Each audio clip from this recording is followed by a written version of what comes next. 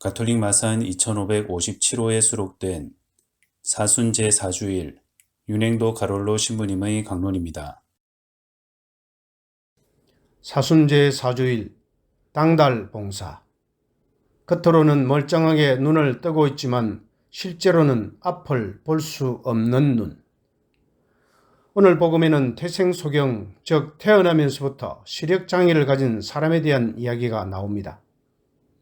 과학자들에 의하면 눈이 보이지 않으면 신체 기관의 약 80%가 마비된 것과 같다고 하니 눈이 얼마나 중요한지 짐작할 수 있습니다.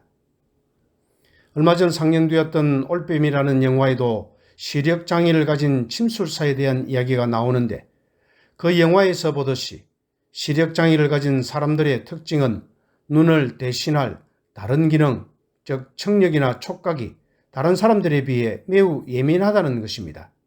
그래서 눈으로 보는 대신 듣고 만지는 것으로 사물이나 상황을 이해하고 판단합니다. 태생소경은 세상의 어떤 것도, 심지어 자신을 낳아준 부모님의 얼굴도 본 적이 없습니다.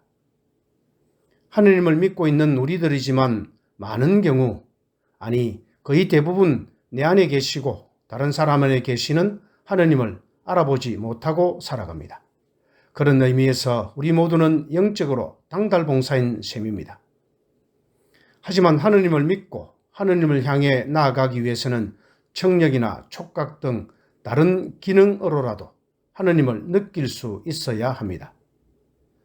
지난해 본당 재건축 문제를 논의하는 자리에서 형제님 한 분과 의견이 맞지 않아 언성을 높여가며 논쟁을 벌인 일이 있었습니다.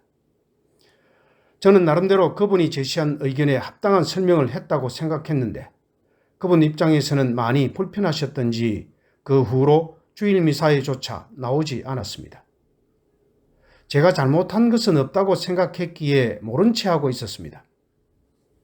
지난해 말쯤 어느 모임에 나갔다가 그분을 잘 아는 다른 분으로부터 전화라도 한 통 해서 마음을 좀 풀어주었으면 좋겠다는 말을 듣고 가만히 생각해보니 이유에 어찌 되었건 그분이 미사에 나오지 않는 것은 저 때문이었습니다. 제 감정으로 인해 눈으로 보이는 형제님의 모습만 보고 그분 안에 계시는 하느님을 알아뵙지 못한 것이지요. 당달봉사처럼 눈은 제 기능을 못하고 있었지만 다행스럽게도 다른 분이 말씀하신 것을 알아들을 수 있는 청력은 살아있었습니다.